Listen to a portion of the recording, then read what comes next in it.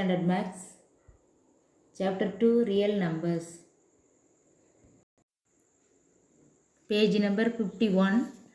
One important note: if a rational number p by q not equal to 0 can be expressed in the form p divided by 2 power m into 5 power n, where p belongs to z and m, n belongs to w, then the rational number will have a terminating decimal expansion. Otherwise, the rational number will have a non-terminating and recurring decimal expansion. நம்ம வந்து without actual division using this terminating or non-terminating ani சொல்லிரலாம். Okay. Example 2.6. Without actual division, classify the decimal expansion of the following number as terminating or non-terminating and recurring. First one, 13 divided by 64. Second one, minus 71 divided by 125. Third one, 43 divided by 375. Fourth one, 31 divided by 400. Now, example 2.6 ஓட solution பார்க்குறோம். First one பாருங்கள், 13/64. இதை நான் எப்படி எழுதுறேன்னா p divided by 2 power m into 5 power n.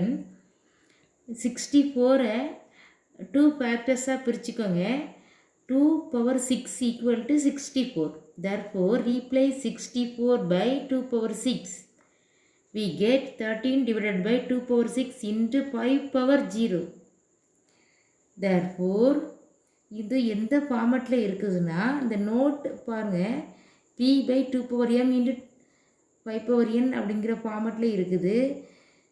13 divided by 64 is a terminating decimal expansion.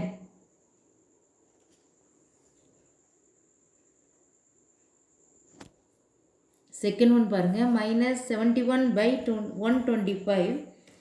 இப்போ 125 5 ஃபேக்டர்ஸாக பிரிச்சுக்கலாம். Denominator தான் நம்ம பார்க்குறோம். டினாமினேட்டர் இப்போ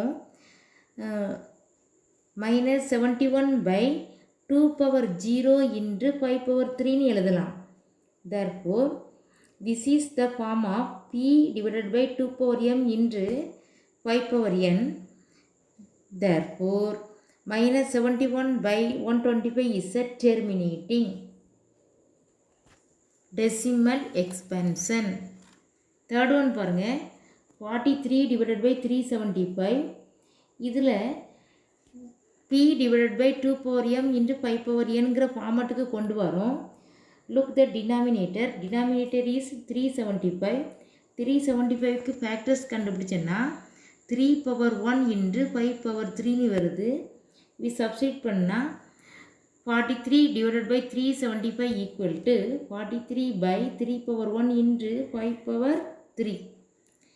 இது எப்படி இருக்குதுன்னா இந்த நோட் ஃபார்மட்டில் இல்லை, 2 power m into 5 power nங்கிற ஃபார்மட்டில் இல்லை, 3 வந்து ஃபேக்டராக இருக்குது. therefore this is non-terminating recurring decimal expansion. Fourth one பாருங்கள், 31 divided by 400. டினாமினேட்டர் 400. 400க்கு ஃபேக்டர்ஸ் கால்குலேட் பண்ணி வச்சுருக்கேன். எப்படி பண்ணியிருக்கோம் பாருங்கள், ஃபேக்டர்ஸ் கண்டுபிடிச்சோன்னா 2 பவர் 4 இன்ட்டு 5 பவர் 2ன்னு வருது. therefore this is the form of p divided by 2 power m into 5 power n. therefore 31 by 400 is a terminating decimal expansion. okay students. Example 2.7. verify that 1 equal to 0.9 whole bar. listen here, verify பண்ண போகிறோம். உனக்கு இந்த look the box 1 equal to 0.9999 etc. அப்படி 0.9க்கு மேலே இருந்தாலே நம்ம என்ன பண்ணலாம், 1ன்னு போட்டுடலாம். இப்போ 7 எப்படி எழுதலாம், 6.999 எக்ஸெட்ரான்னு இருந்தாலே நம்ம எப்படி பண்ணிடுவோம், 6.9 something 7 approximately equal to 7. 3.7 approximately equal to 3.6999 etc. using that இங்கேயும் அப்படி பார்க்க போகிறோம். First of all, let x equal to 0.9 bar equal to 0.999 etc. This is first equation. Now multiply equation 1 by 10, we get 10x equal to 9.999 etc. 1 digitல point தள்ளி போனால் உனக்கு என்ன வரும் 9.10ஆல் multiply பண்ணுறோம், therefore 9.999 etc. okay, take this is second equation. Now subtract 1 from 2, therefore 10x minus x equal to 9x.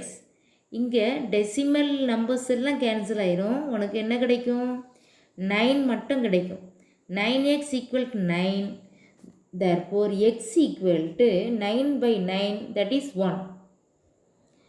Therefore x equal to 1 வந்ததுனால நம்ம for using first equation x equal to 0.9 bar, we get 0.9 bar equal to 1. x க்கு substitute பண்ணுங்க 0.9 bar, that is 1. This is your answer, hence verified.